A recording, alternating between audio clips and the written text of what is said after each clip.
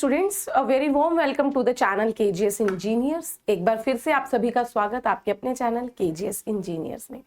Guys, जैसा कि आप जानते हो कि मेरी कोशिश रहती है हर एक छोटी बड़ी वैकेंसी की अपडेट आप तक पहुंचाना, चाहे उसमें वैकेंसी 1 हो, चाहे वैकेंसी 10 हो, चाहे वैकेंसी 1000 हो, क्योंकि मेरा मानना ये है कि आपको तो एक ही जॉब चाहिए ना। और मेरा उसमें ये भी कोशिश रहती है कि चाहे आप सिविल, इलेक्ट्रिकल, इलेक्ट्रॉनिक्स, मैकेनिकल जिसके भी हो, भैया स्टूडेंट्स को बेनिफिट मिलना चाहिए, दैट्स ऑल। तो आज की जो एक और वैकेंसी हमारी निकल कर आई है वो हमारी बेल की तरफ से, यानी कि भारत इलेक्ट्रॉनिक्स लिमिटेड की तरफ से। और जैसे ही बेल का नाम आता है तो इलेक्ट्रॉनिक्स वालों के चेहरे पर एक स्माइल आती है, तो आप लोगों को सीरियसली स्माइल करने की जरूरत है क्योंकि ये वैकेंसी हमारे इलेक्ट्रॉनिक्स के लिए ज्यादातर, हालांकि और ब्रांच के लिए भी है, इलेक्ट्रिकल वालों के लिए भी है। तो देखते हैं जरा किस किस के लिए है। पहले तो हम यहाँ पर आपको बता दें कि जो ये पोस्ट नेम है वो है डिप्टी इंजीनियर की। जी हाँ, ये ध्यान दीजिएगा, पोस्ट नेम जरूर मेंशन कीजिएगा, क्योंकि इससे पहले ही आपकी बेल में ही ट्रेनी इंजीनियर की भी पोस्ट निकली है और साथ ही साथ आपकी वहां पर प्रोजेक्ट ट्रेनी के नाम से भी पोस्ट निकली है, तो वो अलग है। ये आपकी डिप्टी इंजीनियर की पोस्ट निकली है। ये फिक्स्ड टर्म बेसिस, वहां पर वो टेम्परेरी बेसिस की थी, ये फिक्स्ड टर्म जरूर कह रहे हैं लेकिन है ये भी टेम्परेरी ही। 5 साल की वैकेंसी है, वो 2 और 3 की थी, ये 5 साल के लिए है। तो देखिए जरा ये नंबर ऑफ पोस्ट आपकी कितनी है, 10 आपकी निकाली गई है। किसके लिए? इलेक्ट्रॉनिक्स वालों के लिए। फिर 9 पोस्ट है मैकेनिकल वालों के लिए और सिविल वालों के लिए 2 है। और यहां पर बता दूं 1 पोस्ट अपने इलेक्ट्रिकल वालों के लिए भी है। विदाउट एनी एक्सपीरियंस है यहां पर। और जो अपर एज लिमिट 1 जनवरी तक आपकी 28 साल से ज्यादा नहीं होनी चाहिए। ठीक है, 28 साल से ज्यादा के नहीं होने चाहिए 1 जनवरी तक। ओके, फिर इसमें जो आपका एज रिलैक्सेशन रहता है कि ओबीसी के लिए 3 साल, एससी एसटी 5 साल, पीडब्ल्यूडी का आपका 40% से ज्यादा की डिसेबिलिटी है तो 10 साल की रिलैक्सेशन वहां पर मिलता है आपको, ये आपको ध्यान दीजिएगा। फिर जैसा कि अभी मैंने आपको बताया था कि ये वैकेंसी आपकी एक तरीके की टेम्परेरी ही है, कॉन्ट्रैक्ट बेसिस पर है, तो 5 साल की आपकी यहां पर मिनिमम है भाई। 5 साल के लिए आपको पोस्ट जो जॉब है मिलेगी।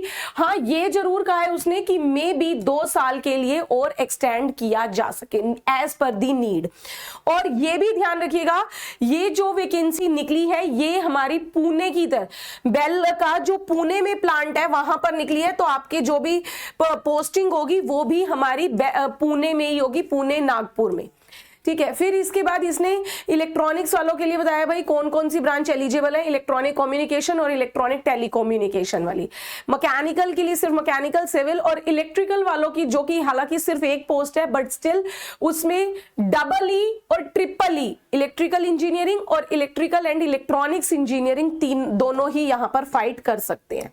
ओके, फिर मैंने आपको बता दिया पोस्टिंग आपकी पुणे नागपुर में ही होगी, तो आपका वहीं पर होगा, ये ध्यान दीजिएगा। फिर इसके बाद मैम की पे स्केल क्या रहेगा? पे स्केल इसका अच्छा रहता है भाई, पीएसयू है तो अच्छा पे स्केल देगा। पे स्केल जो यहां पर उसने बताया कि अगर मैं बात करूं डिप्टी इंजीनियर E2 वालों के लिए तो पे स्केल 40,000 रुपए का रहेगा। ठीक है, सिर्फ ज्वाइनिंग के टाइम पे बेसिक पे जो है वो आपकी 40,000 है। उसके बाद आपका जो भी उसके ऊपर आपके DA, HRA ये सब आपका दिया जाएगा। ठीक है, मतलब आपका CTC बहुत अच्छा जाएगा भाई, लगभग अप्रोक्सीमेट 11.84 लाख, कम नहीं होता भाई, एक अच्छा अमाउंट आपको यहां पर पे किया जा रहा है। फिर ऐसे ही यहां पर ये आपको जॉब रिस्पॉन्सिबिलिटीज बताई हुई हैं। ऑब्वियसली इलेक्ट्रॉनिक्स वाले हो तो भाई PCB में, ATP टेस्टिंग, इन सब में आपका रोल प्ले रहेगा, नेटवर्किंग में, क्वालिटी कंट्रोल। फिर अगर मैकेनिकल के हो तो obviously quality control activity, production related है आपकी यहाँ पर, डेवलपमेंट इंजीनियरिंग के हैं।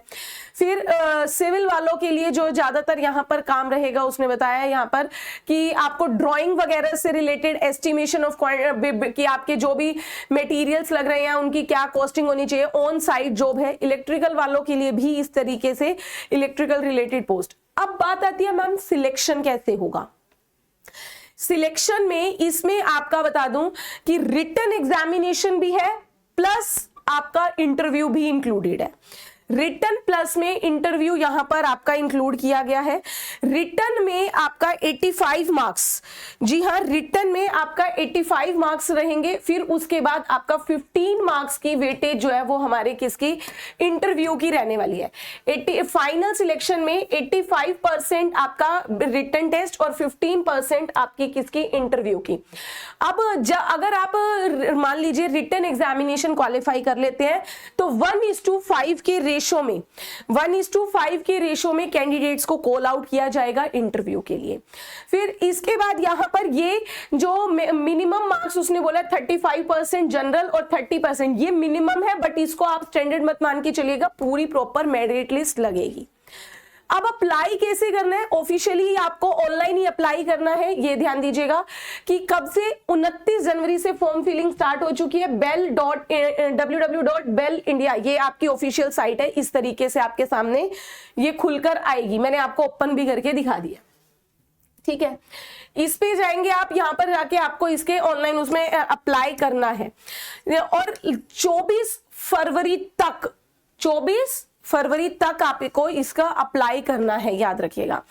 अब फीस जो है वो कितनी, 472 रुपए की फिक्स है, 472, जिसमें से 18% तो जीएसटी ही है। 472 रहेगी, लेकिन ये भी बता दूं कि SC ST वालों के लिए कोई भी फीस नहीं है।